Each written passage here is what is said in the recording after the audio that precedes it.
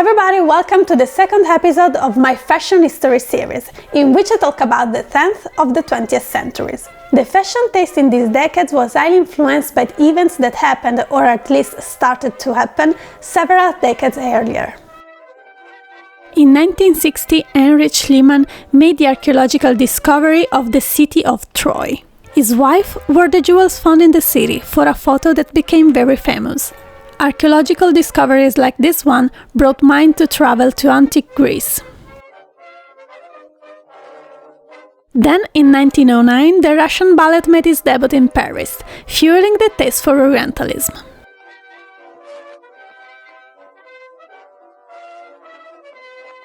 Another big influence in fashion is about feminism. The suffragette movement was born in 1968, and although at the beginning even women didn't like it much, in this decade is more and more popular. And of course, modern women want more comfortable dresses to move freely in the modern world. Between the 1914 and the 1918, the World War I had a huge impact on society. Many women are now working in factories to help win the war. This taste of independence, although in a very dramatic moment, accelerated the social change. The beauty ideal changes. The perfect woman shall now be small, with slopey shoulder, small breast, a curvish waistline and smooth hips, almost like a doll. Women don't really need corset anymore to achieve this silhouette. Still, corsets remain an essential item in the underwear, but it changes shape. They aren't very narrow at the waist anymore, but they are longer to smooth the hips. From a very curvilinear silhouette inspired from Art Nouveau, there's a shift to a silhouette designed with less curved lines. And this new silhouette fits the new fashion style. Dresses are loose, sometimes with short sleeves. They have a high waist, even though lower than the Empire, and the waistline is cinted with scarves. For their wear, skirts become shorter, with a narrow ankle-length hemline.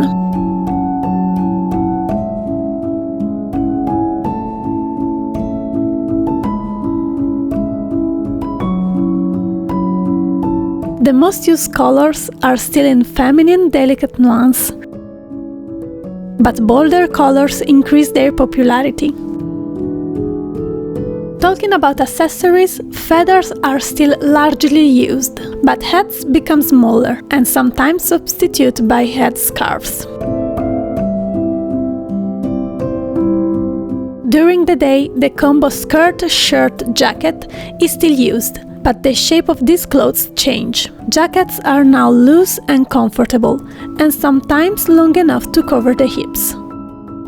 Regarding skirts, a new design is a symbolic piece of clothing of this decade, the Hobble Skirt, like the hobble used with horses.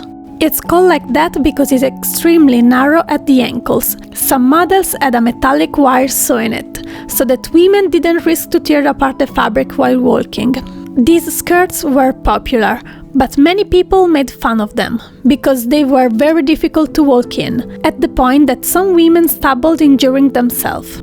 This skirt is said to be inspired by Mrs. Berg, one of the first women fly on the airplane of the Wright brothers in 1908.